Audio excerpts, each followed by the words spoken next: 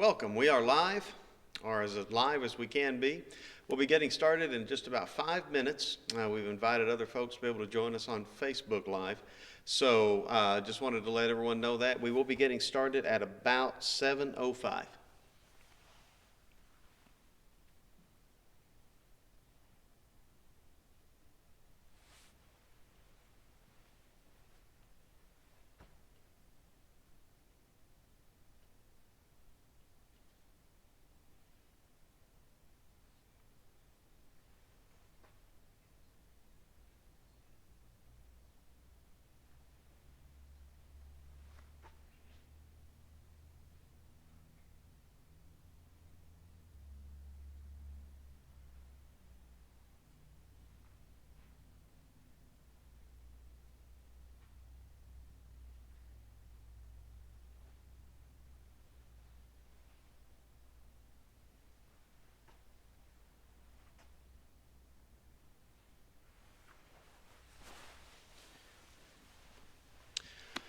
Once again, we want to welcome everyone to the services of the DeGaulle Drive congregation. Of course, we are online tonight, as will be the case for the next several weeks, apparently. We certainly want to keep everyone in our prayers in regard to the coronavirus. Our prayers, Norm Starr. His mother passed away just today. Also, please keep in your prayers Mark and Tina Lance. Tina has been diagnosed with the coronavirus, among numerous others, but please keep these folks in your prayers. Again, we are going to be getting started in about 2 more minutes. In about 2 minutes, we should be available on Facebook Live as well as our website. So we hope you'll stay with us for another couple of minutes, and we'll be getting started with our Bible class from the book of Judges. We'll be studying Judges chapter 15, and we'll be talking about Samson again. Thank you.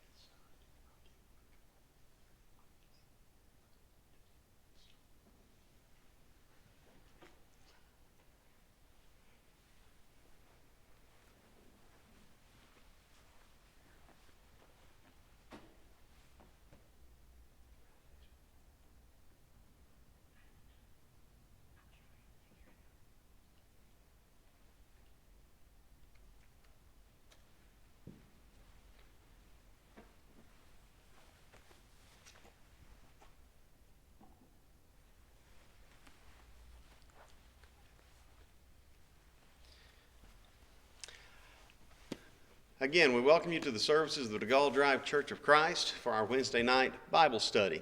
We're delighted that you can be with us, and we certainly hope that this works out as well as we prayed that it would. We're studying in the book of Judges. Now, when last we met, we talked about how when we're studying the book of Judges, if Joshua is receiving and entering the land God promised, Judges is wasting the land God promised. We discussed how this book begins with disobedience, chapters 1 and 2. Failure to do what God said to do in terms of driving out the previous inhabitants from the land. God is giving them the promised land, and they break their promise. Chapters 3 through 16 could be described as deterioration. It's a downward spiral. From the first judge, Othniel, spiraling through the last judge listed in the book of Judges, Samson, we see a nation and a society that is getting progressively worse, to the point that when we get to the last 5 chapters of the book of Judges, beginning in chapter 17, we are looking at a a scene of absolute desolation. In studying chapters 17 through 20, those last 4 chapters, you might ask, well, who's doing what's right here? And when it comes right down to it, more often than not the answer is no one. That is the progression of the book of Judges. Now, again, by way of review, we've talked about the cycle that continues to happen. This cycle of sin. The people reject God. They go chasing after idols and idolatry. So God allows them to be subjugated. He allows them to be delivered into the hands of their enemies. Sin, subjugation, then supplication. They will appeal to God for aid. God will send a judge. Sin, subjugation, supplication, salvation. We have already studied the judges in terms of their locations and the time when they would have served. We've talked about Othniel down in Judah, Ehud over battling against Moab, that left-handed dagger man, Shamgar, Deborah, Gideon, Abimelech, Tola, Jair, Jephthah, Ibzan, Elon, Abdon. Now we've come to Samson. We've already noted that when we study Samson, we're studying perhaps the most renowned, the most recognizable of the judges, save maybe Samuel. With Samson, he's the one with the big muscles and the long hair. He's the one that if they were going to make an action movie about the judges, he's first on the list. In fact, they recently made one just a couple of years ago. When we talk about Samson, he definitely wins when it comes to popularity, but not so much when it comes to purity. Samson, we've divided his life into 4 sections, one for each chapter. Samson is the judge who's discussed in chapters 13, 14, 15, 16. Chapter 13 is the news of a Nazarite, the good news that these parents are about to have a child. This barren wife of Manoah will have a son. He's going to be a Nazarite. He's going to be separated to God. And God will begin to deliver the nation of Israel out of the hands of the Philistines using this child, whose name would be Samson, meaning the little light or little sunshine. Now, when Samson comes along, we're not told in prophecy that he's going to be strong. We're simply told that he would begin to deliver Israel. But when we get to chapter 14, we start studying about his desire for a young Philistine lady that he wants to marry. Over the course of chapter 14, Samson's going to tear a lion in half that attacks him, tear it like he would a kid, a small goat. And in so doing, we begin to get a glimpse of the miraculous strength with which he's been endowed. Chapter 14, we discussed that wager at a wedding. Now, God had the plan. God is the one whose spirit moved Samson, but Samson is the one making the decisions. God never made Samson desire to marry a woman outside of God's promised people, chosen nation. Samson did that all on his own. God never made Samson keep a secret from his family about having slaughtered that lion. No, Samson did that on his own. God never made Samson enter into a bet with those staged friends and companions so that he could have a wedding party. No, Samson decided to proffer that bet on his own. And God never made Samson walk away from his new bride and head back to the area of home between Zorah and Eshtaol. He left his wife there in Timnath among the Philistines. When we get to chapter 15, we are continuing to study about a man who is self-willed. Now, God is using him to his glory. God is using Samson for his purposes, but that does not mean that God is holding the puppet strings and making the decisions for Samson. God in his providence is opening doors of opportunity. Samson is walking through them, and God is using him to accomplish what God wants to accomplish. That does not mean that every act of Samson is righteous. Chapter 15, we'll call it Victories and Vendettas. You'll remember at the end of chapter 14, his wife had betrayed him. He'd offered that bet, that riddle to his companions at the wedding. In 7 days, they couldn't discern it. So his wife, who's been nagging him all week, why don't you tell me? Why don't you tell me? Finally he does. She says, you must not love me. He tells her the riddle. She tells it to the companions, who have threatened to burn her and her father's household if she doesn't find out the riddle. So Samson ends up losing the wager. He slaughters 30 Philistines in order to get their garments as payment for the bet with the 30 companions to whom he had to pay.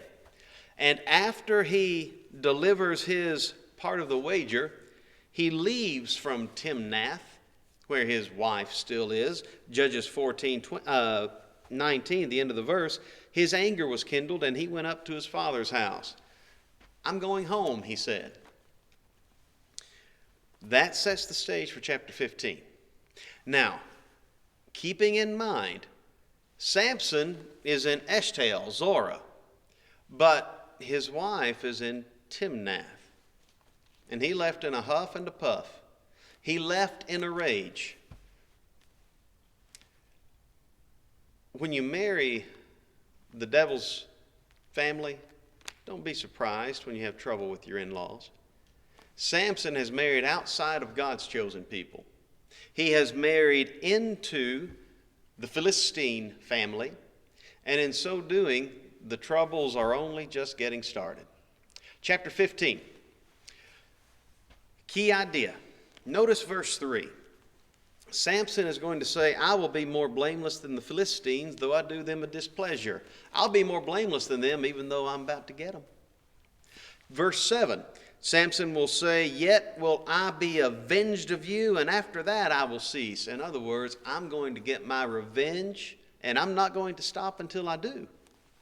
Then, chapter 11, Samson will tell some of his fellow Hebrews from the tribe of Judah who've come to this man of Dan who's in their land. They ask, what are you doing? And he tells them, Judges 15:11, as the Philistines did to me, so have I done to them.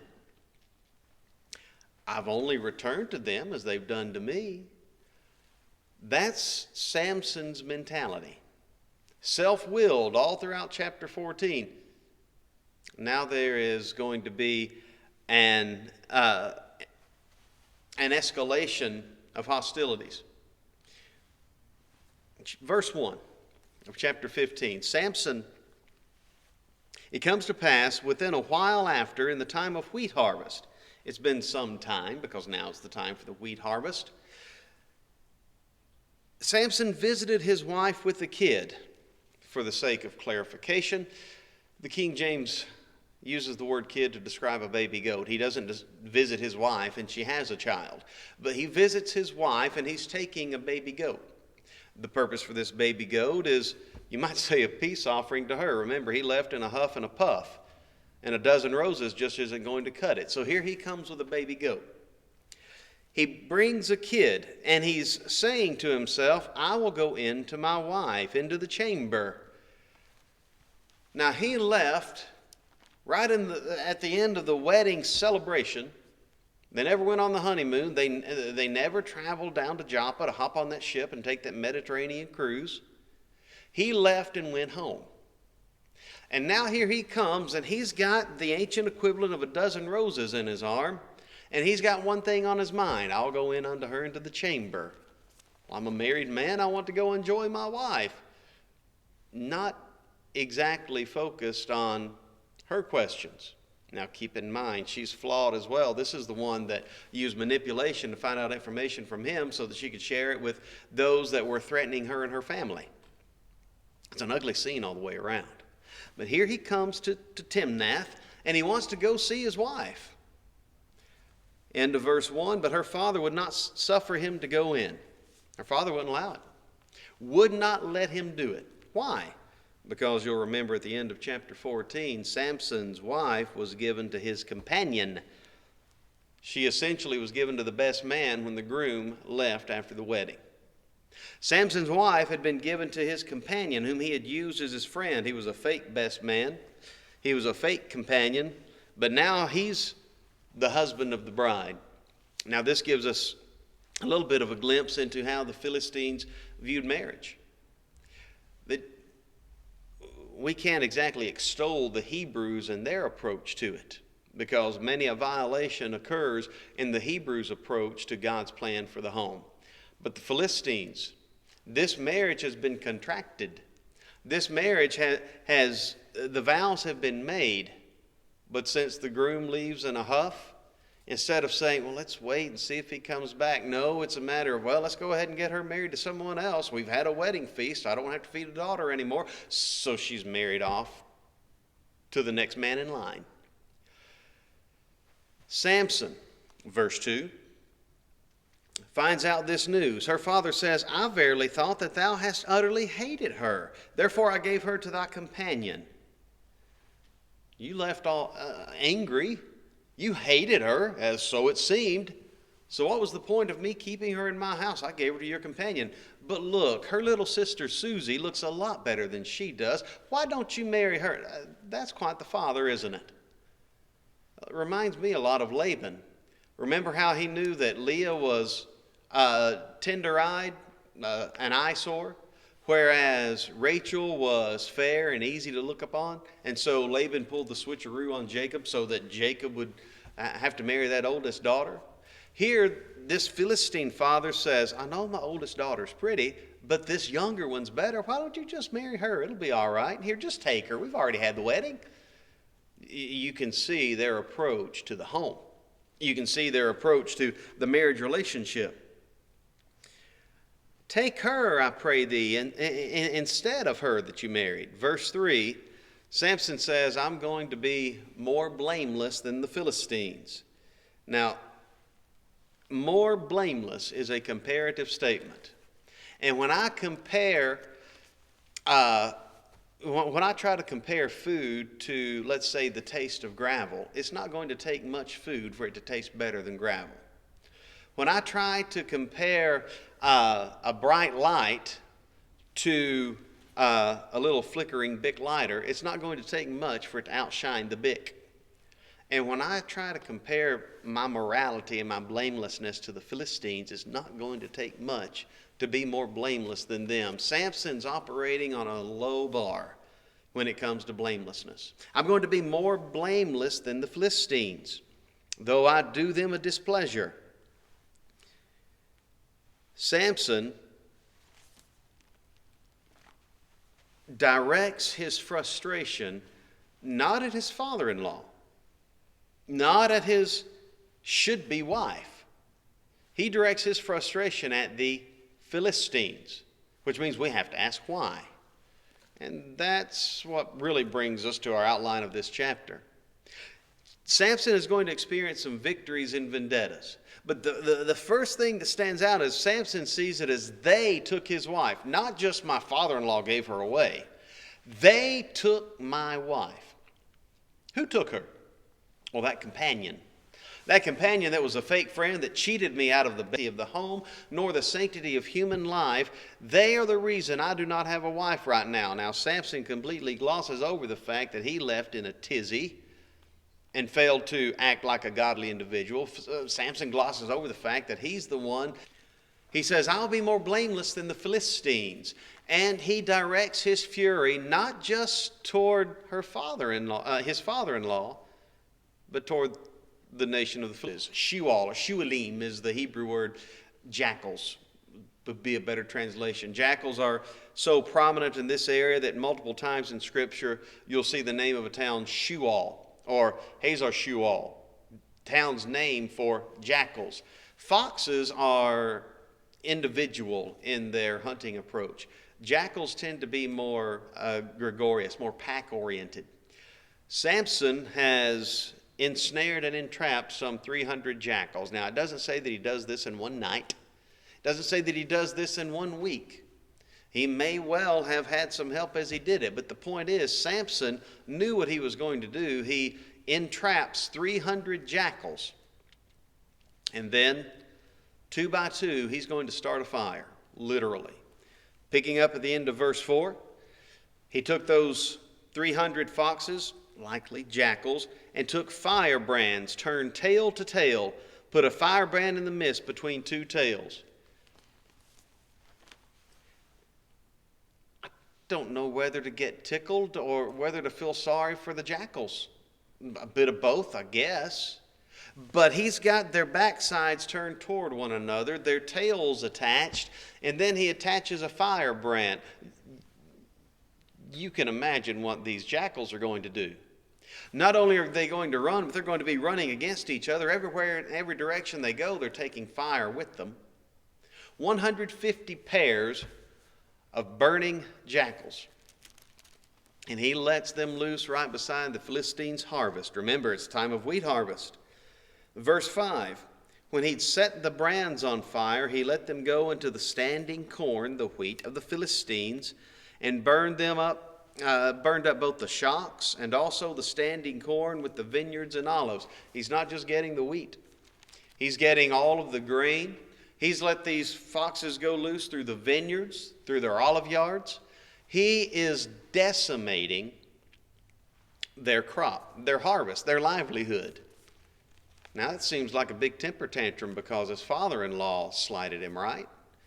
Keep in mind, when Samson was first interested in this Philistine woman, it was because God sought an occasion against the Philistines. When Samson comes back to this culture in order to get the wife that he married, and he finds out that they have such low regard for him and such low regard for marriage that she's been sleeping in another man's bed, given to another man as wife, Samson is not only attacking his father-in-law. In fact, he's not necessarily attacking that family at all. He's attacking Philistine culture. And in a way, we can understand.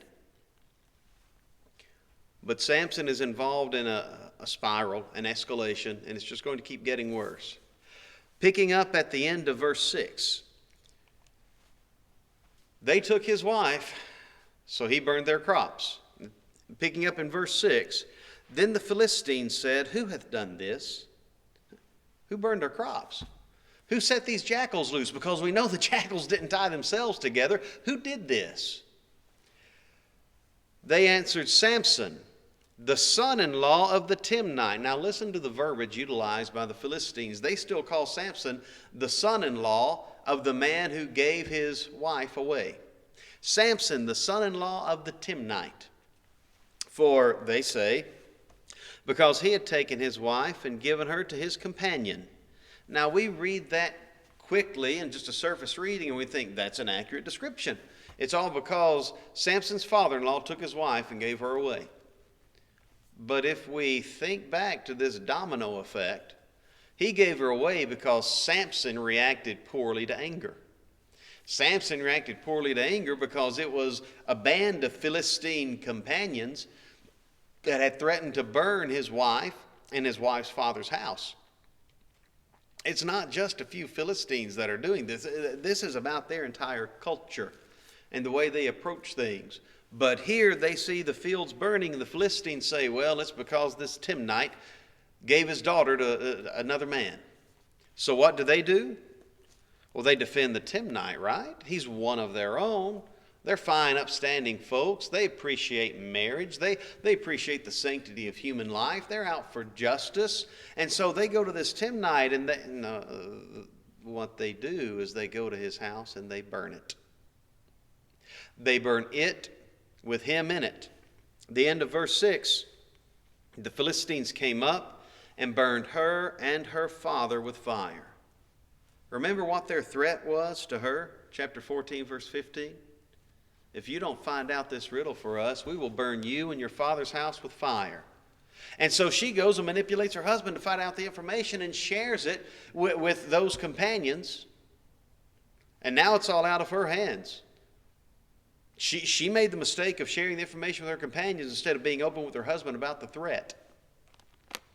So then the companions celebrate over robbing her husband of pride. Her husband goes off on his huff. Her father gives her to another man. Her husband returns and sets the world on fire. And now her nation has come to burn her and her father's house. She made a mistake as well. But this is a sad, sad situation. In fact, she was in something of a no-win situation. Now, we move forward. Samson says, they took my wife, so I burned their fields. He burned their crops. Samson burned their crops, so what do? They burn his in-laws. You hit me, I'll hit you. You hit harder, I'll hit even harder. Continuing to escalate. continuing to press forward and progress to the point where it's going to get bloody, very bloody.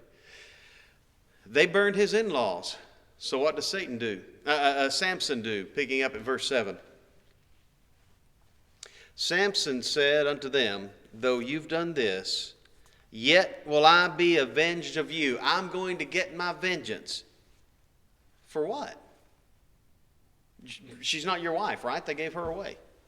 You're not worried about your father-in-law because he's the one that gave her away. If Samson's initial attack with the jackals was simply a hissy fit directed at his father-in-law, then his next actions are completely senseless. But if his initial actions were intended to be an attack upon the entirety of the nation of the Philistines because of the way they treated God's law for the home marriage, because of the way they treated God's people, because of the way they treated Samson, now it's all coming together. Because when they attack Samson's wife and Samson's father-in-law, he feels the need for vengeance. The only way he feels the need for vengeance is if he's still identifying her as wife and he has enough inkling of care that he has some hope or dream of reconciling the marriage. Can't happen now. She's dead. As is the father-in-law. So what does Samson do? Verse 7, I will be avenged of you, yet will I be avenged of you. And after that, I will cease. Again, the idea here is I'm going to get my revenge if it's the last thing I do. I'm going to be avenged of you, and I will not stop until it's achieved. Vengeance. They took his wife. He burned their crops. They burned his in-laws. So he's going to go and beat them with a slaughter. Verse 8, and he smote them, literally beat them, hip and thigh with a great slaughter. And he went down and dwelt in the top of the rock of Elam. If you try to research what the meaning of hip and thigh means, you'll find commentators saying all sorts of things. But we can really understand this idea very simply. Parents, have you ever told a child, not only you're going to get a spanking, but I'm going to whip your rear?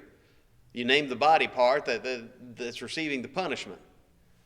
Well, Samson whipped them. You might think of it like Opie Taylor. I whipped them good, Paul. That's the idea here. He beat them, smote them, hip and thigh, with a great slaughter. He didn't just beat them down and let them crawl home. Samson, and we're not told the number, but Samson left many dead as a result of this attack upon his wife's family. So, the escalation continues. They took his wife, he burned their crops. They burned his in-laws. He beat them with a great slaughter. Now we move ahead, picking up at verse 9. Samson has gone down to Etam at the end of verse 8. This is the place of a hawk in the top of a rock. Now he traveled down in elevation to get there. So this appears to be the Etam that's more in the area of the edge of Simeon and the tribe of Simeon, which was within the borders of Judah. Also near the border of Judah and the Philistines, going down toward Gaza. There's another Etam located near Bethlehem, but it doesn't seem to fit quite as well since Samson traveled downhill to get to this one. Samson goes to Etam. He's staying in a cleft or in the top of the rock. And here come the Philistines. They have an idea of where he went. So they come and they camp they pitch in Judah. And they spread themselves in Lehi. Now the name Lehi means jaw or jawbone. We'll see the significance in a moment. In fact, it appears that this place received its name based on the events that are about to happen. The Philistines are encamped at Lehi,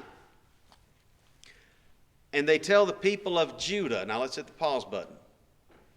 Samson is of the tribe of Dan, Judges 13, verses 1 and 2.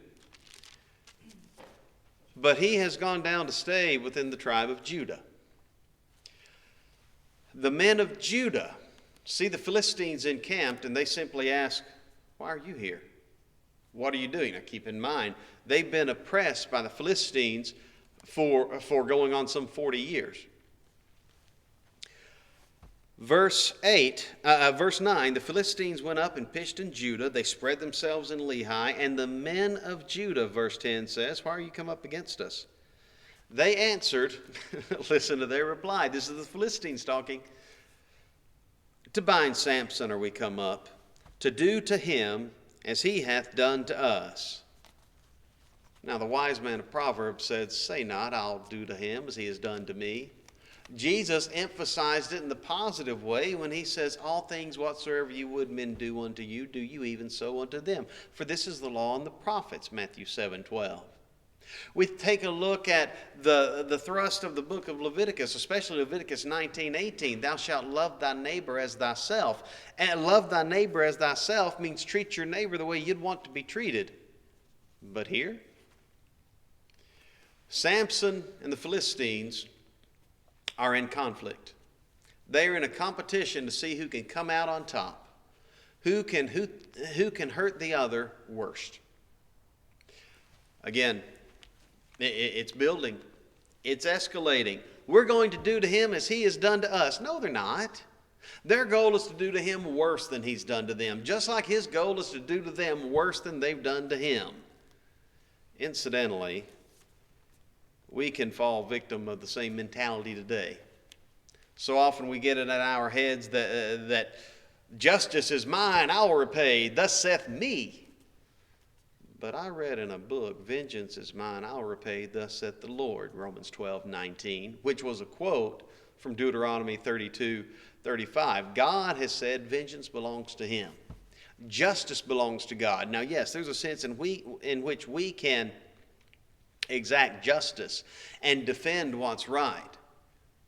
Samson and the Philistines are in a spitting match to see who can outdo the other. And it is costing life upon life upon life. Now again, God is using Samson and his self-willed nature, his hard-headedness, to accomplish his purpose.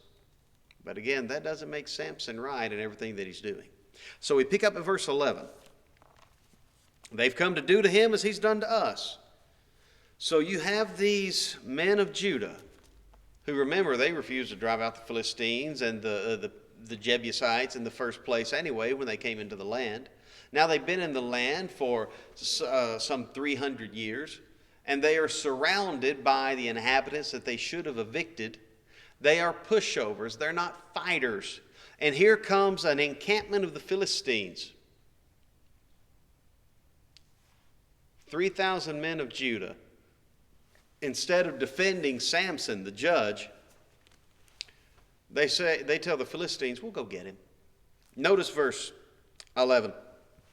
3,000 men of Judah went to the top of the rock Etam and said to Samson, "Knowest thou not that the Philistines are rulers over us, and that this thou hast, what is this thou hast done unto us?" Samson, don't you know where our bread's buttered?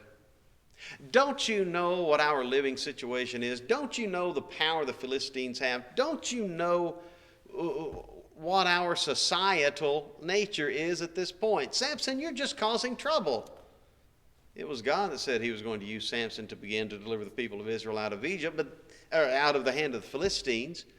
But these are the people that even when Moses came to deliver them out of Egypt, you remember how they acted then. At the shores of the Red Sea, they told Moses, "Didn't we tell you we'd be better off staying in Egypt? Now we're all going to die." They're not fighters. The men of Judah would rather go up 3,000 to 1 against one of their own, one who's been fighting the Philistines, and surrender him to their enemy than stand and defend him. So, moving forward in verse 11, "Don't you know the Philistines are rulers over us? They have power over us. And what is this that thou hast done unto us? He said to them, as they did unto me, so have I done to them. I've just done to them as they've done to me. I've just been getting payback. I've just been getting vengeance. We noted earlier, when we get to Judges 17, 18, 19, and 20, it's going to be easy to ask, well, who's doing right in this case? Is it this man Micah who has an idol? No. Is it his mother? No. Is it these men of Dan who steal the idol from Micah? No. Is it this Levite who decides he's going to be a preacher for hire? No. No, none of the people are doing what's right. And the same thing can really be said here. When we study about Samson, we are studying the height of strength and weakness. Not just in terms of Samson's desire for women, which incidentally, Samson's lustfulness, while he had a desire for this young Philistine that he married, at least that was a marital desire in and of itself. Samson's sexual sins don't come prominent until we get to chapter 16. Samson's greatest weakness wasn't lust. It was pride. And I'm going to get one up on top of them.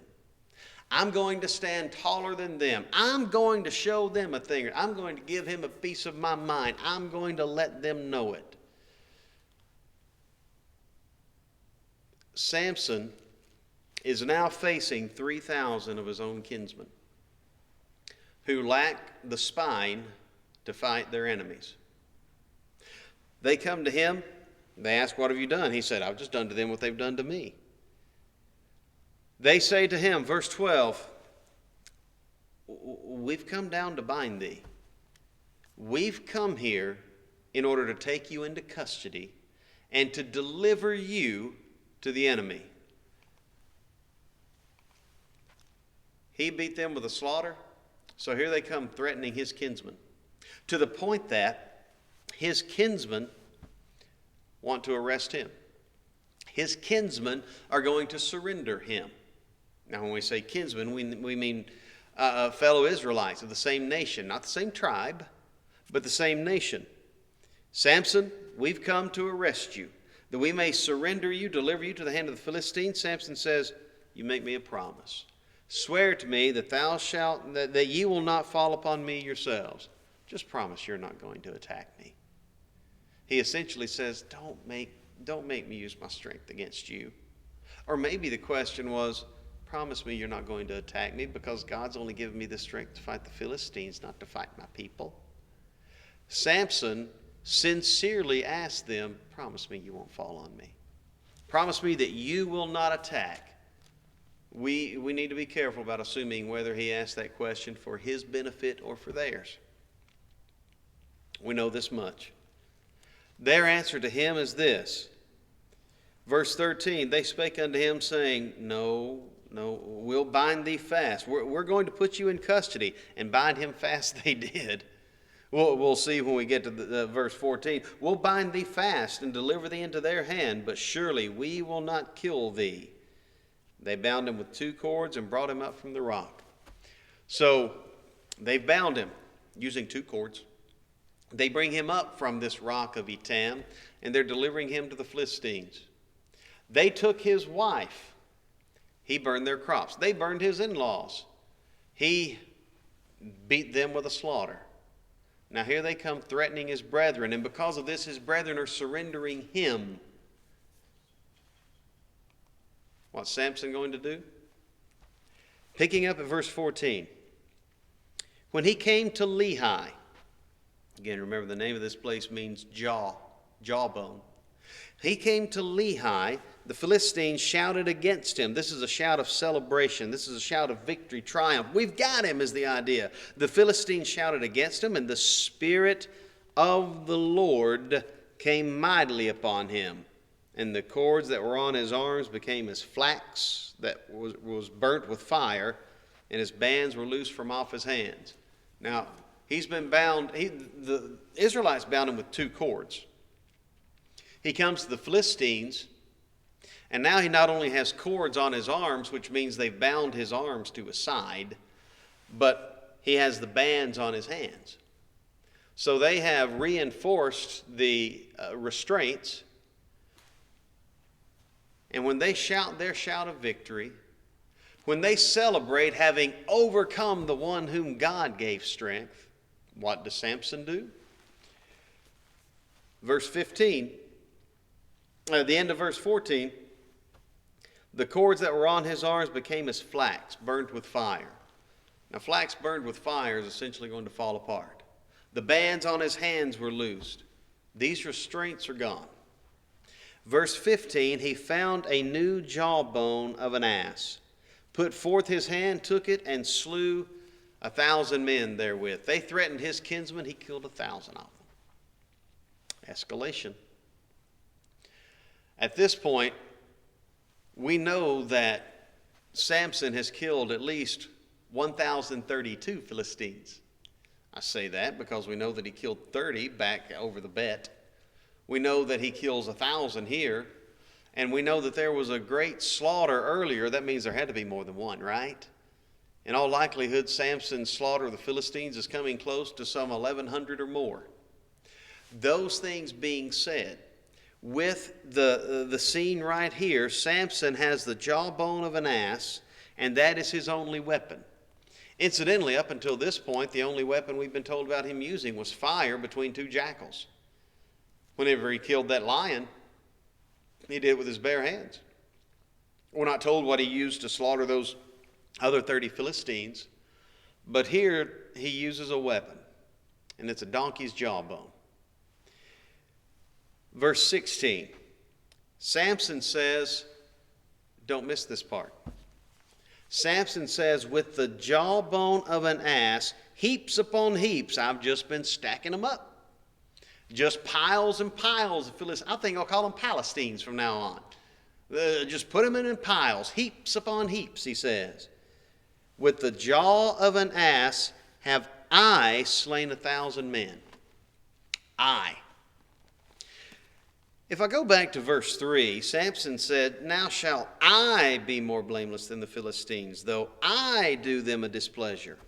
If I look at verse 7, Samson says, yet will I be avenged of you. After that, I will cease.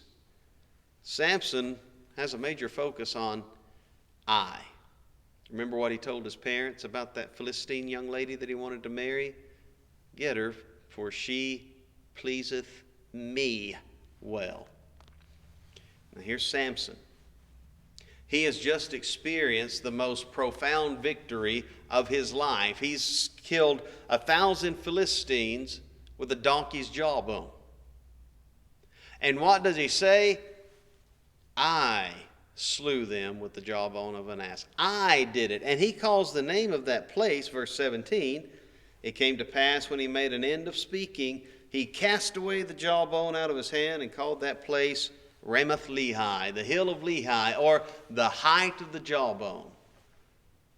I don't know. Does that mean here's how high that jawbone stacked them? Here's how high I was with a jawbone in my hand. I know this much. The name of that place had nothing to do with God when he named it. He left God completely out of it. I slew the Philistines. Not until verse 18, Samson's about to get a bit of a wake-up call.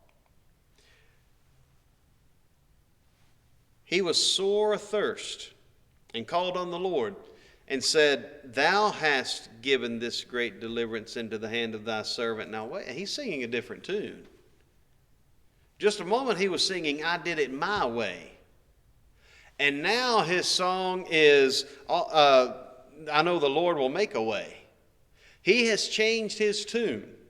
It's no more about Samson. It's, Lord, here's what you did. You delivered them through me. But it took him almost dying of thirst to do it. Now, I don't know about you, but I've been to a batting cage before in my younger days, swinging that bat 200-300 times. And I needed some Gatorade. I can't imagine how thirsty Samson must well have been, having swung that jawbone at least 1,000 times, slaying those Philistines. He's worn out, dehydrated, rightly so.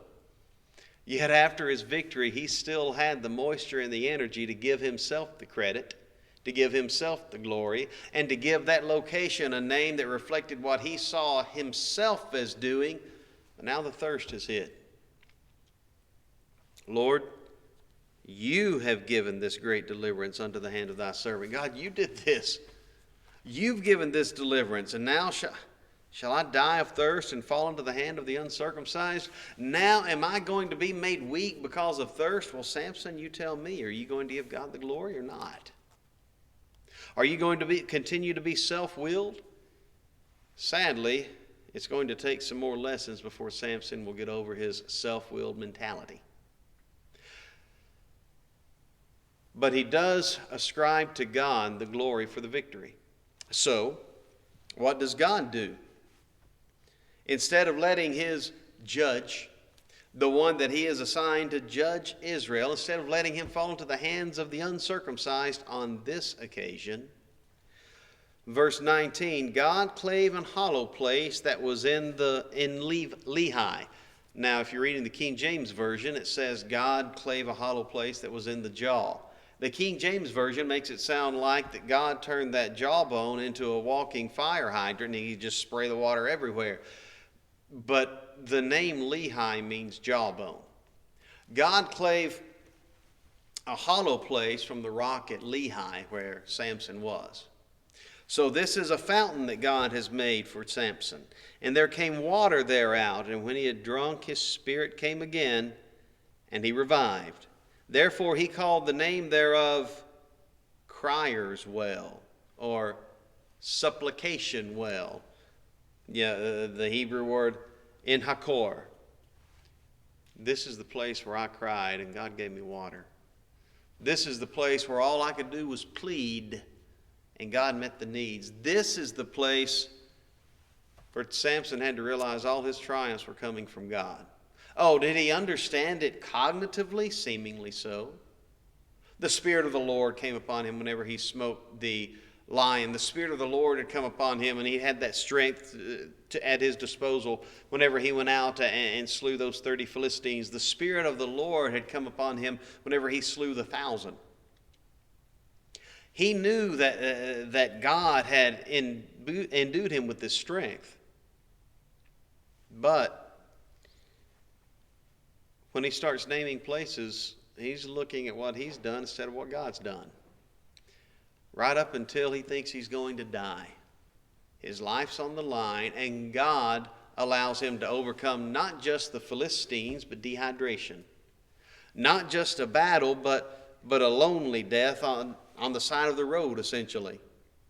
And now Samson is willing to say, I was just a crier. I was the one who had a need. I couldn't meet it. God supplied it. He names that well Crier's Well.